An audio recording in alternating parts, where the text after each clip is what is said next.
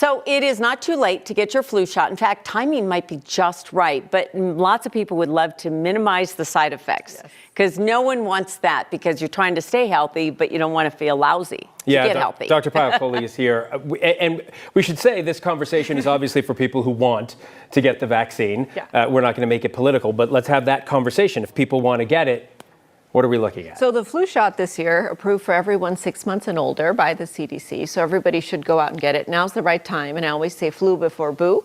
So try to get it before the end of the month, before Halloween, because we see a peak really, or two peaks, one in February, one in December. And remember, it takes 2 weeks after you get the shot for that immunity to really start to kick up. So a few things you need to know about the flu shot this year. First, two strains, flu A and flu B.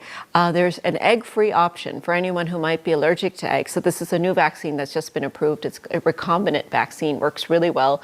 If you're allergic to eggs, it's raised in insects, so you don't have to worry about having an egg allergy. And then if you're a senior, your immune system is probably a little bit lazy. So after the age of 65, you have a special flu shot. And again, there you have three options, but all those options either have a higher dose of the flu vaccine to trigger a stronger immune response, or something called an adjuvant that kind of tickles your immune system and makes you respond better.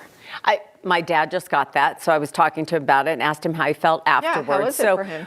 He said it was fine. He didn't have problems. So before and after, are there things we should do? I mean, should you drink a ton of water? Yes. Should you, I don't know. You should drink a ton of water, but what should you not drink a ton of? Alcohol. Right. So 24 hours to 48 hours before, no alcohol, and same thing on the back end. So 1 to 2 days after. What does alcohol do before? Like what dehydrates you, and it suppresses your immune system. So it can actually change the way your body responds. Caffeine can also dehydrate you, so try to avoid too much excess caffeine.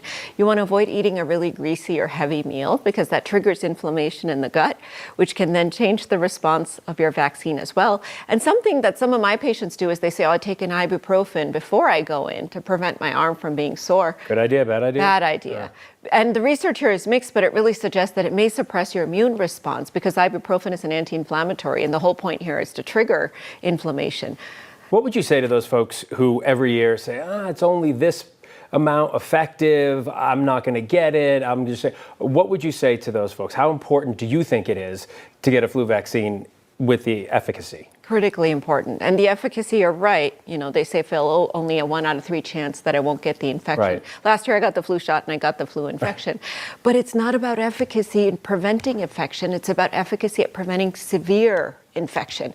And that's where we need to realize we get the flu, we take a few days off of work, not a big deal. But if we get the flu and end up in the hospital, that's what that vaccine really helps to prevent. So it is important to keep that in mind. And again, no vaccine is perfect, but every vaccine you get is a little deposit in your immune system's savings bank. That's what I like to say. And sadly, people do die from the flu every year. Kids, seniors, and even adults die from the flu. So no one should think that they don't get it. And, you know, we know flu activity every year makes a comeback, and it's high, it gets us out of work. And so it's really important to make sure you get it. I'm curious, have you seen any kind of response from the discussion around the COVID vaccine and the pandemic that we had? How is it affecting people getting the flu shot in any way, one way or the other? It is. I mean, there is so much vaccine hesitancy, which has been made worse by a lot of the recent changes that we've made to the MMR vaccine, to some of the other vaccines. So this year people are throwing the baby out with the bathwater. And I'm seeing primary care offices not have the vaccines. I'm seeing patients not want to get the vaccine. We know that getting the flu vaccine can reduce your risk of heart disease because we think that flu may be an inflammatory trigger for heart disease. So for my patients in particular, as a cardiologist, I tell them all they have to get the vaccine. And when you go to get that vaccine, it's really important. There are a few tricks you can do to make it a little more comfortable. So for my seniors, I'm telling them to separate the shots because it might be a little easier, especially like your dad, Kim, who's 90 years old. The side effects can be worse. So separate the flu and the COVID. My mom went last year and she hung her purse on her arm and then had him put it in while she was, So put everything down, relax your arm, because if you clench it, you're going to split those muscle fibers. It's going to be a lot more painful. Right afterwards, you want to do some arm raises, actually move that arm. So I always have them put them in my non-dominant arm, but make sure you keep that arm moving because that really helps reduce the pain as well. Some ice packs. Okay. But it's a small little jab. It makes a huge difference. So I hope you guys have gotten yours and we'll get you. I was going to get mine this next week, so I thought that was good timing. Okay. Same for me. Doctor, thanks so much. Thank you. And you can find more with Dr. Coley at 9news.com/Dr. Coley.